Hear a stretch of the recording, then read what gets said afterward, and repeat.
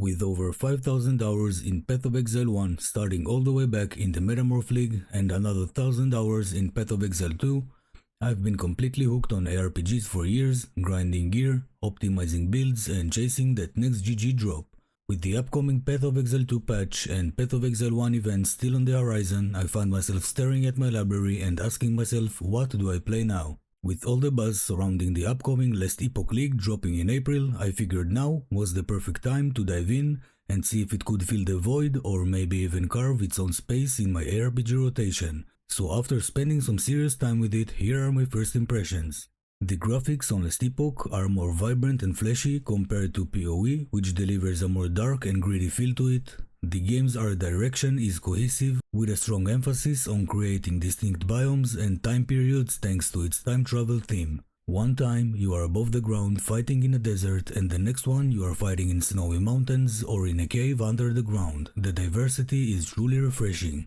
Spell effects are flashy and well crafted, although sometimes it might be hard figuring out what is going on the screen depending on your class, especially while fighting a boss.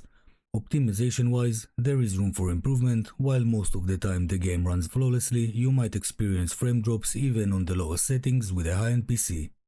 The combat in Last Epoch feels great. There are currently 5 classes to choose from and each class has 3 subclasses to choose from later on. I started playing with the Rogue and picked the Marksman subclass.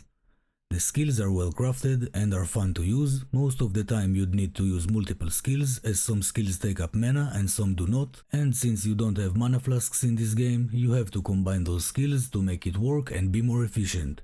Each skill has its own skill tree that is unlockable when you level up, with 5 slots for skills that you'd like to upgrade using that system. You start with 0 slots and unlock more as you get deeper into the campaign. The boss fights in the campaign feel really easy, although when you reach the monoliths you will start to dodge and actually engage in the boss mechanics. Oh, it's this guy. Remember killing him in the campaign.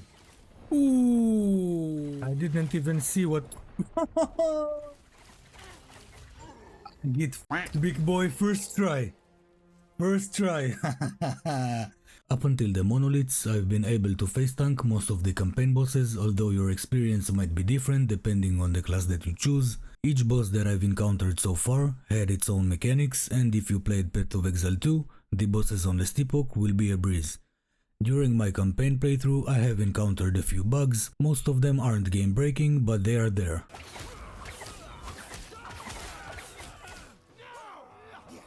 Yo! Yo, look at this.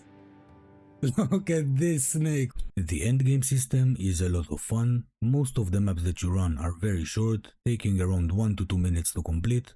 For each map that you complete, you are guaranteed a specific drop. It can be rare gear, exalted gear, unique or set items, experience or gold. Each map feels different with decent mob variety. There are quite a few map objectives. Sometimes you need to slay specific mobs, destroy objectives, kill bosses, and even stand your ground against upcoming waves of enemies. The crafting and itemization system is where the game really shines. With me going in blind, without watching any guides for Last Epoch, the crafting system was really easy to pick up and I started using it at around level 10. Each item is upgradable with a limited number of forging potential. Each time that you upgrade a specific affix or change an affix on an item, this potential goes down until you can't upgrade the item anymore. Most of the decent gear that I acquired in the campaign stayed with me for a decent amount of time. Being able to upgrade a specific affix or swap it for another one made it so every decent item that you get can stick with you for quite a while. There are quite a few tiers for gear. You have your regular white items, blue or magic items, yellow or rare items, purple or exalted items, uniques, legendaries and even set items. The legendary system is quite refreshing, being able to upgrade uniques by combining them with exalted items with a system called legendary potential. For each point of the legendary potential, a single random affix from an exalted item will transfer over to the unique item. The max legendary potential on a unique item is 4, which makes for some great upgrade opportunities and keeps you grinding for GG exalted and unique items. There is trading in Last Epoch. You can join the Merchants Guild to buy and sell items from players, although you can't buy all the items available right off the bat. You will have to slay mobs or complete quests in order to gain reputation in the Merchants Guild. The higher reputation that you have, the more items you are able to purchase and sell, starting at basic or wide items at level 1, going up to level 12 where you can start buying and selling legendary items. The higher level monoliths you run, the more favor and reputation you gain, so prepare for a decent amount of grind if you are looking to utilize the Merchants Guild to its fullest. By killing mobs you also gain favor, which is an extra currency required in order to purchase items from players. By using favor you could also roll or gamble items from a merchant in order to increase your reputation at the Merchants Guild.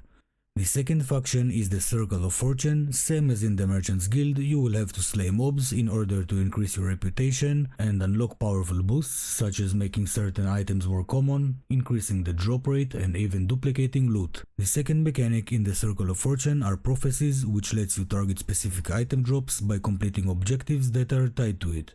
In order to unlock prophecies, you'll have to spend favor.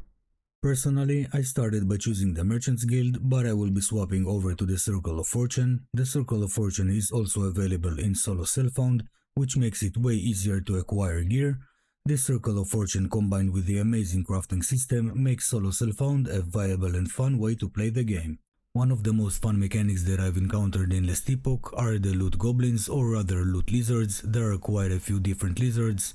One for uniques, one for exalted items, rare items and even relics. Once you kill a lizard and it spawns even more lizards is when you really get the dopamine hit, a super fun mechanic. Now let's talk a bit about quality of life. The integrated loot filter is super refreshing, not having to go into third-party sites or editing the loot filter in the notepad.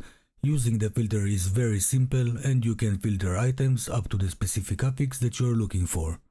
The backpack space is decently large with a lot of quality of life such as an auto sort button and being able to send the massive amount of shards that you get from monsters right into the forge, freeing up valuable backpack space mid-map. The stash system is great as well, being able to expand your stash with gold, which is an in-game currency, is refreshing. Overall, Last Epoch feels like a well-crafted game with a bunch of quality of life added into it. If you enjoyed Path of Exile, you will for sure enjoy Last Epoch. It might not have as much content as Path of Exile 1 does, but it will for sure get you hooked for at least a couple of 100 hours. Hopefully the Last Epoch team will start working on more frequent updates and league mechanics. I would definitely be adding Last Epoch into my ARPG rotation. If you reached this far into the video, I would really appreciate it if you'd leave a like and a comment. Don't forget to subscribe so you don't miss the future videos. Thanks everybody for watching and I'll see you guys on the next one.